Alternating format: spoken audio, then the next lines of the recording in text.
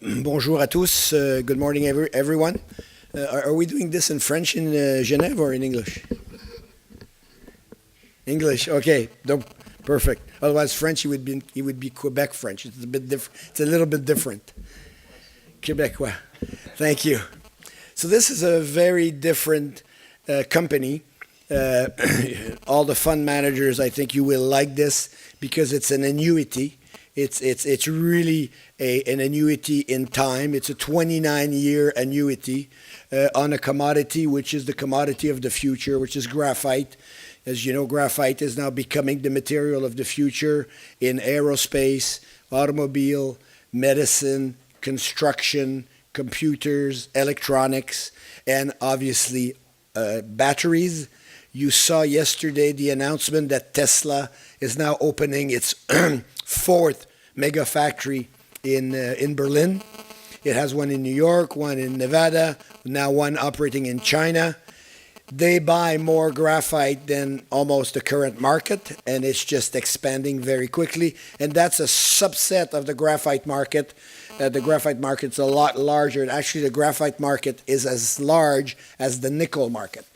And there are very few projects of quality. At SRG Graphite, we own the largest deposit in the world of graphite, but also one of the best quality graphite that is available. Forward-looking statement. In Africa, there's some great countries, there's some more difficult countries, and I would say, and then there's Guinea. Why? Because Guinea is extremely rich in bauxite. Bauxite is aluminum, and Guinea has 400 years of reserves of bauxite, producing 35 to 40% of the world's bauxite. So you have all the big players, the Americans, the BHP, Rio Tinto, you have the Russians, you have the Turks, you have everybody is there producing bauxite because it's coming from Guinea. We now have in Guinea the largest graphite deposit. So, and Guinea, as you know, is on top of that, it's iron ore, it's gold, it's diamond. So it's a mining country. It's a very good mining country, which is bankable. When I built the Semefo mine there years ago, we had the French banks along with us, all the big banks. So Guinea is a bankable country. It has a great mining code, and it has stability in its. They've never changed the royalties. It's a bankable country. So we are in Guinea. The beauty of Guinea as well for graphite is you can deliver across the ocean to North America. You can deliver to Europe very quickly and to Asia extremely quickly. And these are the clients: United States, Europe, and Asia for batteries and for the steelmaking industry. So, as I said, very interesting. The mineral resource is we'll talk about it, is unique. It's the largest deposit, the best quality. The management team, we've built 4 mines on time and on budget in Africa. We've developed 7 mines, sold some, kept some, produced up to last week over 400,000 ounces of gold a year in Africa. Sadly, our mine was attacked last week by terrorists, so we have stopped that mine for the time being, but hopefully it will reopen in a couple of weeks. But we've been there, we know the area, we speak the language, we speak French. So we have the background to do this. The capital structure, because I funded these companies personally for a number of years. So currently the capital structure, insiders, we own 51%, we have control. And 4 of my friends who were with me in Semefo at the beginning each own 5%. And we have a strategic American investor because, Mr. Trump made graphite a strategic metal. It's not a metal, but it's an element. And they are buying from us. And we have a strategic American investor that came in and took 10% of the company. So we have the resource, the team, the capital structure, the money, and it's in the right market. We won't go to this, but a lot of people say lithium-ion batteries should be called graphite batteries because half of the battery is graphite and it's not lithium. And actually, there's very little lithium in it. A lot of people are saying that we're going from 622 to 811, but that's on the cathode side, which is reducing the lithium or reducing the cobalt, but we're never talking about changing the graphite. The graphite is the anode, and that's not changing. If something, it will go higher as the Chinese are going into a new technology of batteries where the cathode will have a portion of graphene.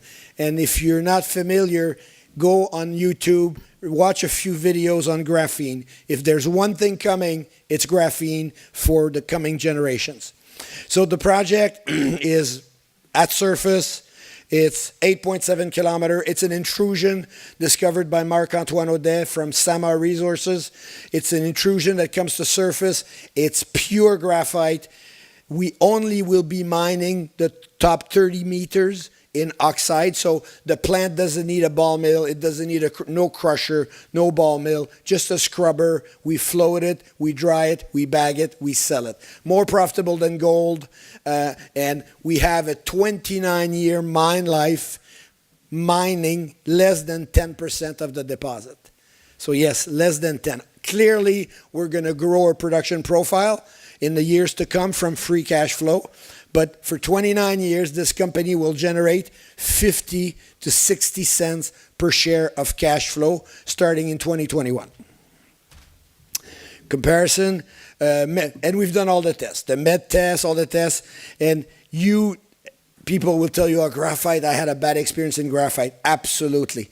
Because sadly, people were coming to you, showing you graphite projects that did not make sense, that were often on the east side of Africa, in Tanzania, in Mozambique, low quality, young graphite, bad mining codes. And I'm just going to open a parenthesis, but they don't tell you this, but in Tanzania, or Tanzania, in the mining code, it says if there is a dispute between the mining company and the government will be deemed right. That's it. End of the discussion. This is non-bankable. So sadly, they put these things. So there were a lot of companies, I'm sure you saw, where the projects never got started. In a graphite project, you need to have offtake agreements. You need to have strong clients who buy the product, who've tested the product. The testing period for a product is 2 years. They take a kilo, 5 kilo, 50 kilos, half a ton, and a ton, and they do their production process. And then they qualify you for their production process. And then they give you an offtake. So we have 5 offtakes that are currently signed with multinational companies, 2 in the United States, 3 in China. They are prepaying the product as soon as we get into construction. They will prepay 10% of the value, and the offtakes do not have a discount to the selling price. So there's a market for graphite, one in China, one in London. We'll take the 2 markets when we make the shipments, and we'll take the highest of the 2 price, and that will be the price on the invoice. So to go into a graphite project, you need offtake. You need good quality. This is very important. I forgot to mention that this project is fully permitted. Environmental permit is out. The mining permit is out. The construction permit is out. We are ready to go. And the distribution of the flake is very important. So we are, as you can see right here, 40% will go to the battery business. And this here is more into the specialty products, so which is expandable graphite in your telephone, in your computer, so in the electronics, refractories, foiled, and that is a steady business which normally would be filled with graphite from China, but China are not exporting graphite anymore. They are importing graphite because their battery business is exploding and they need it in country. We did build batteries as a test, and our graphite gets 30%, 46% yield. The average of the graphite industry gets 30% yield. So we get 16% more than most graphite, and it's only a question of quality. The quality of the graphite makes all the difference in the world. So the deposit, as I said, is 29 years with 10%. So I mean, this is in graphite, you're not resource bound, and it's not like gold. If you have a 6-year mine life, 8-year mine life, we have 29 year. It won't be that because we're going to grow the production. But currently, if you look at those numbers, you look at the capex is going to be about 100 million. Contingency and the owner's cost, we're at 123 million. If you look at any gold project, it'll be 300 million capex, 200 million, 400 million. If you look at lithium, it's going to be $1 billion. Nemaska, 1.5 billion. This is 100 million, 70% debt, 20% junior debt from probably a very large institution. Prepayment on the offtake contracts, 10 to 15%.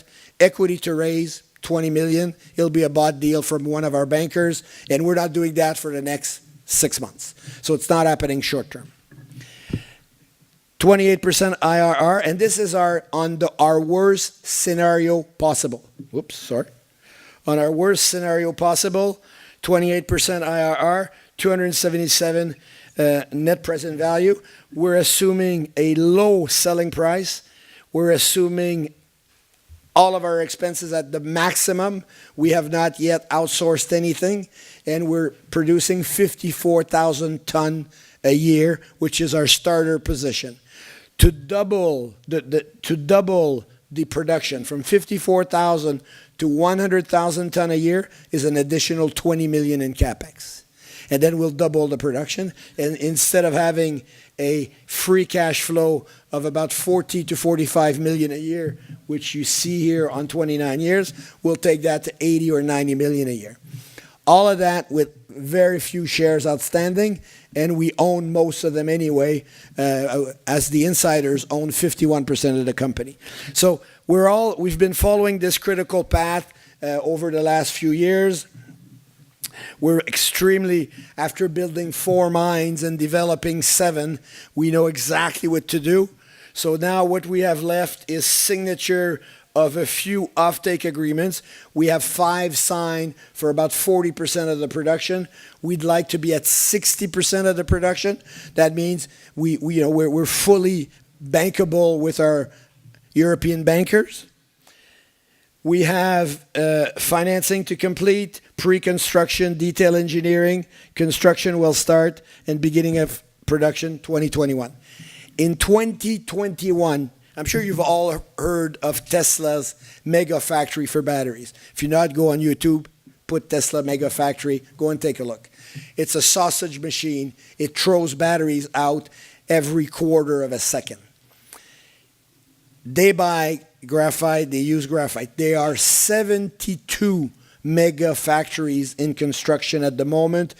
Again, you want to verify that, go on the benchmark website or any of the specialty reports on batteries. And that's only for half of the market. The other half are foil, electronics, spare parts or parts in aerospace and refractories. So, but if you're looking at the AV revolution, there's really a very large number of factories in construction. We do talk to them. They talk to us. Yeah, we've been talking to German buyers up to yesterday morning.